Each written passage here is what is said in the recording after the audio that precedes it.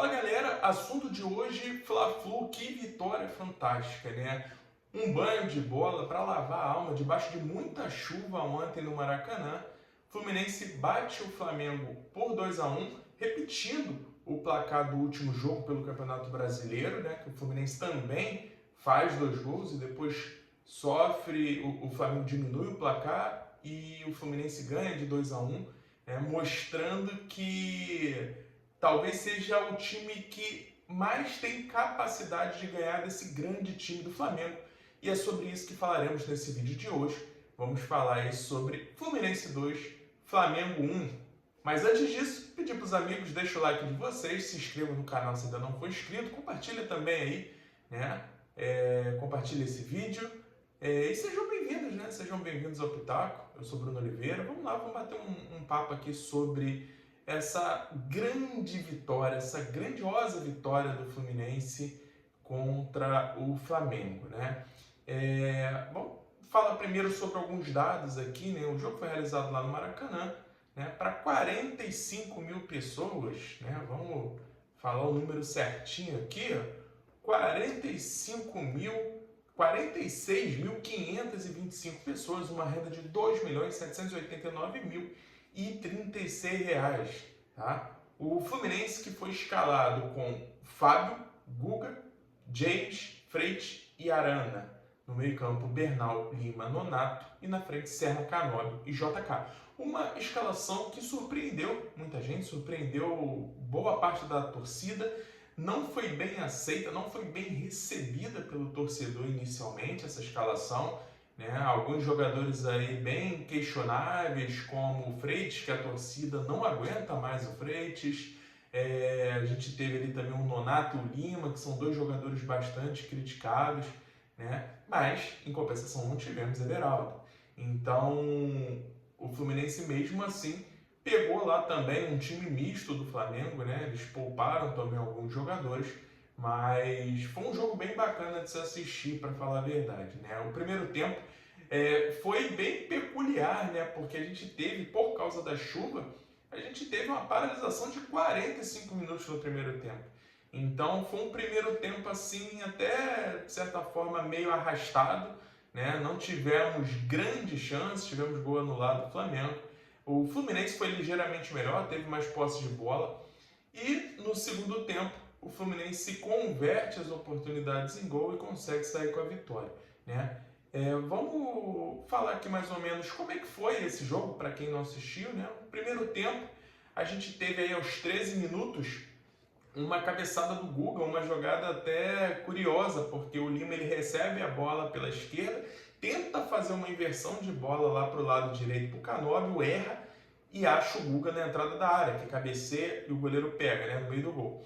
Aos 26 minutos teve o gol anulado do Flamengo, gol do Samuel Lino, que estava impedido, né? Então gol corretamente anulado. Aos 31 teve outra chance do Fluminense, né? Que o Fluminense pressionando a saída de bola, isso foi de certa forma até uma constante do Fluminense, essa pressão em cima da saída de bola do Flamengo, né? Tivemos alguns momentos ali com uma oportunidade até bem clara de conseguir retomar a bola, mas não conseguimos. Mas foi uma pressão bem feita do time do Fluminense, considerando que é um time que não tem entrosamento, início de temporada.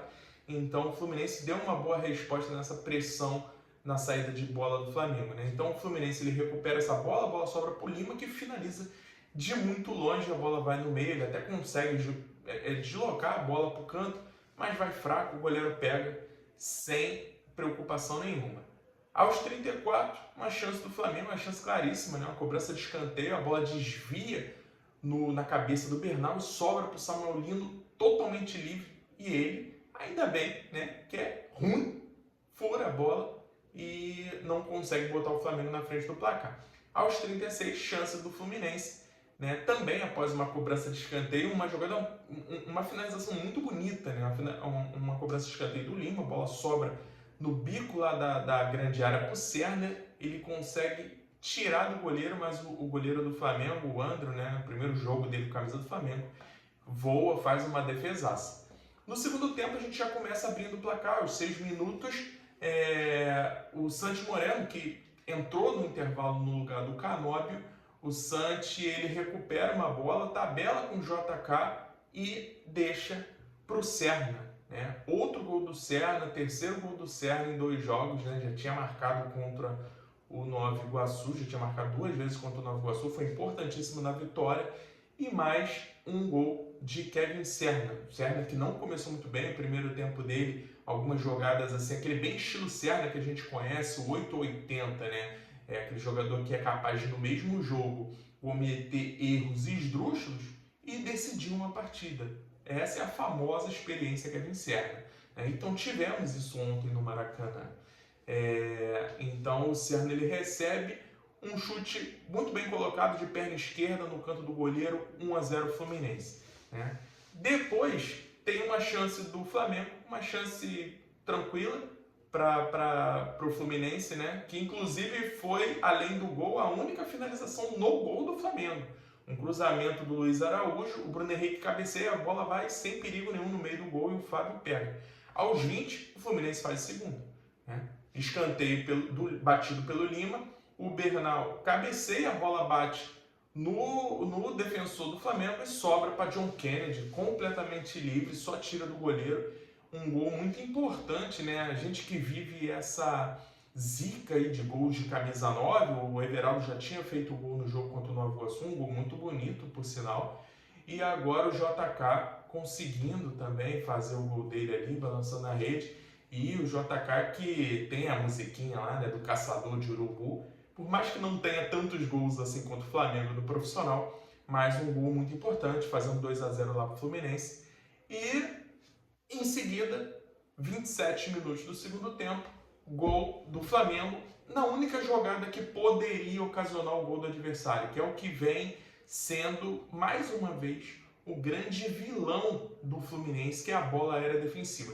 A gente teve esse problema durante anos. O problema, de certa forma, ele foi solucionado com a chegada do Thiago Silva. O Fluminense era um time muito forte na bola aérea defensiva com o Thiago. E agora, com a saída do Thiago, a gente está vendo esse fantasma voltar a assombrar os tricolores, que é essa bola aérea defensiva. Né? Então, o Vitão sobe lá no segundo andar, cabeceia, a bola ainda bate no Everton Cebolinha, o JK estava dando condição, o Flamengo diminui, mas um jogo totalmente controlado por parte do Fluminense. Depois disso, o Fluminense ainda teve mais uma chance com o Santi Moreno na entrada da área ali, ele corta para a direita, corta para a esquerda na entrada da área, finaliza de canhota, o goleiro pega, e teve mais uma chance do Flamengo, né, com chute no gol, que foi uma jogada do Everton Cebolinha, parecida com a do Santi Moreno, ele também corta para dentro, finaliza com mais força, e o Fábio tem dificuldade, mas faz uma boa defesa. Então, como eu falei, um jogo totalmente controlado por parte do Fluminense, não sofreu pressão do Flamengo, tá? Conseguimos impor o nosso futebol ali, um jogo bem franco na trocação, não foi dos melhores, mas foi um jogo agradável de se assistir, um clássico Fla-Flu é sempre muito gostoso de se assistir, e principalmente vencer deles é o êxtase, né? Que a gente tem aí, não porque é o Flamengo, mas porque é um clássico carioca. Vencer um clássico é completamente diferente. E dá moral também para o time para a estreia do Campeonato Brasileiro, quarta-feira, contra o Grêmio, também no Maracanã. Tá?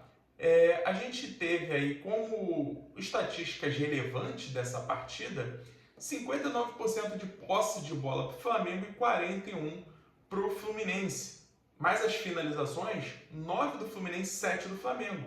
Sendo que 6 do Fluminense foram no gol e 3 do Flamengo que foram no gol. E desarmes, 15 do Flu e 8 do Flamengo. Tá? O jogo foi apitado pelo Alex Gomes Stefano. Foi uma arbitragem assim, muito confusa. Toda hora parava, dando várias faltinhas assim, totalmente desnecessárias. Poderia ter deixado o jogo correr, mas não interferiu diretamente no resultado da partida. Eu acho que o grande erro grave dele foi uma entrada muito forte do Alan no primeiro tempo em cima do Canóbio, um carrinho por trás do Canóbio, e que ele poderia e deveria ter expulsado, e ele deu o cartão. Então a gente sabe que tem uma benevolência muito grande por parte da arbitragem quando se fala de Flamengo, né? Então Já vimos várias entradas criminosas de jogadores do Flamengo que foram punidas com amarelo, e essa foi mais uma, né? A classificação do Campeonato Carioca, o Fluminense está no grupo A. Ele tem agora o Fluminense em primeiro com 9 pontos, com 4 jogos. O Vasco em segundo com 7 pontos. Volta Redonda e Bangu com 6. Só que o Volta Redonda tem 3 jogos, então ele pode igualar o Fluminense na primeira colocação. Depois tem Sampaio Corrêa com 3 pontos e a Portuguesa com 1 ponto. Lembrando que dos 6, 4 se classificam para a próxima fase do Campeonato Carioca, tá? Falando agora sobre os jogadores, para a gente fechar, a gente tem um destaque aí que a gente pode considerar, na minha opinião, quero até saber a opinião dos amigos, 3 jogadores que fizeram uma atuação assim destacada. Para mim, o melhor em campo foi Kevin Serna, né? Um jogador que buscou finalização, fez o primeiro gol ali, poderia já ter feito no primeiro tempo. Então, principalmente pelos gols, pelas chances criadas, Kevin Serna para mim foi o melhor em campo. Posso destacar também a atuação do zagueiro James. Por mais que tenha errado alguns passes ali na saída de bola, isso vai acontecer, tá? Porque é um jogador que tenta a todo momento essa saída vertical. Muita gente falando que ele lembra muito um Nino, não só na saída ali carregando, arrastando a bola, como na saída nos passes verticais. E realmente nesse ponto ele se parece bastante, né? É um início ainda, a gente tem que ter paciência, vai ter falha, vai ter erro. Então a gente vai ter que ter paciência porque é um zagueiro que parece ser muito promissor. Mas foi soberano, foi um jogador soberano ali na bola aérea, teve bastante participação defensiva ali, bem eficiente, tá? E outro jogador que eu destaco também foi o Bernal. O Bernal ele fez um primeiro tempo assim ruim, mas no segundo tempo ele foi um leão em campo. No segundo tempo o Bernal jogou muita bola, mas ainda está devendo. O Bernal ainda é um jogador que eu particularmente não consigo olhar para ele e identificar um grande ponto forte no jogo do Bernal. É um cara alto, é um cara jovem, com a perna longa, então tem a possibilidade de ser um bom jogador, mas ainda não conseguiu demonstrar isso. Tá? Tem uma minutagem muito alta, não adianta falar também que o Bernal não tem oportunidade. Ele tem minutagem absurda no Fluminense. Então até hoje ele não conseguiu. Vamos ver se dessa vez vai, né? Tivemos uma boa atuação do Arana também, mesmo ainda desentrosado, mesmo ainda muito tímido, mas é um jogador que a gente percebe que é muito diferenciado.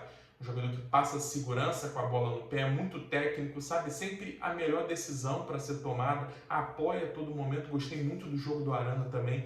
O John Kennedy fez um primeiro tempo tenebroso, o segundo tempo do John Kennedy foi muito bom, participou bastante, conseguiu fazer pivô, buscou jogada, tabelou e fez o gol da vitória, né?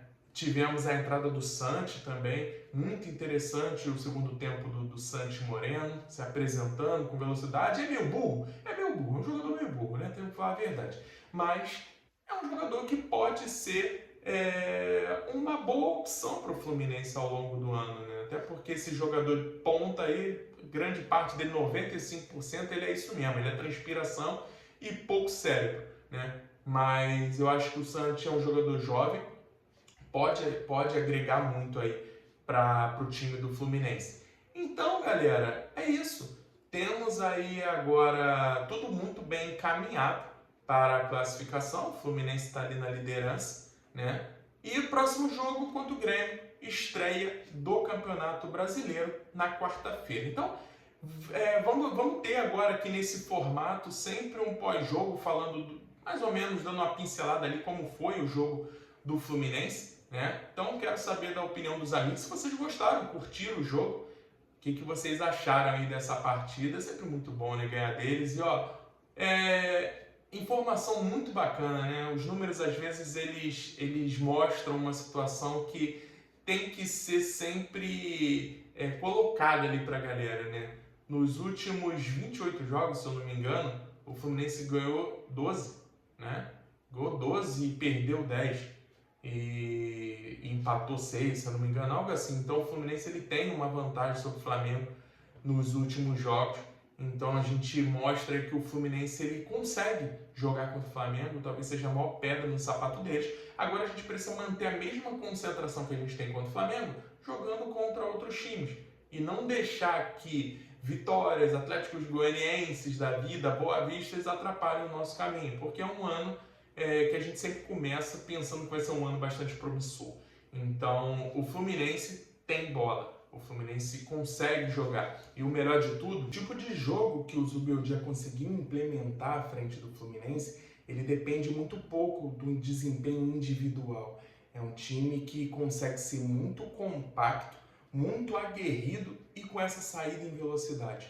Óbvio que se a gente tem jogadores de alto quilate, jogadores de alta qualidade, esse time tem tudo para ser melhor do que foi ano passado. Uma pena não ter vindo os títulos, né? É isso que a gente sempre busca, é isso que a gente sempre torce e é por isso que a gente sempre cobra o Fluminense.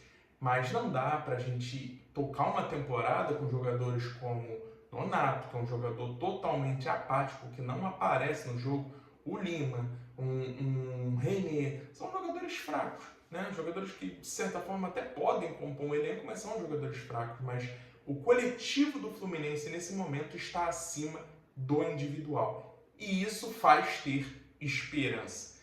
Torcer aí para que chegue um centroavante, para que essas peças novas se encaixem e o Fluminense possa ter um excelente time para 2026. Então é isso, galera. Deixa o like de vocês, se inscreva e até a próxima. Valeu!